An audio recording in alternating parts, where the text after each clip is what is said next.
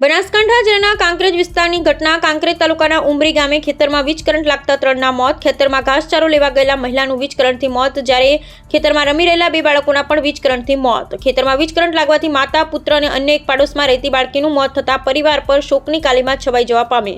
ખેતરમાં ઘાસ લઈ રહ્યા હતા મહિલા અનંતરાબા વાઘેલા ખેતરમાં વીજ કરંટ લાગેલો હતો। ઘટનાને પગલે માતા, પુત્ર અને અન્ય એક પાડોશી રહેતી બાળકીનું મોત। ત્રણેય મૃતકોની લાશને પીએમ અર્થે સિહોરી સરકારી હોસ્પિટલ લવાયા।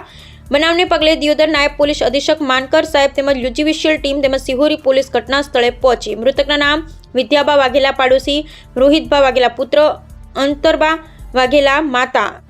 આજરોજ સિહોરી હોસ્પિટલ રેફરલ ખાતે ઉમરી ગામના વીજ કરંટ લાગવાથી માતા, પુત્ર અને બાળકીને હોસ્પિટલમાં સારવાર અર્થે લાવવામાં આવ્યા હતા અને એમનું સારવાર દરમિયાન અહીં મૃત જાહેર કરેલ છે।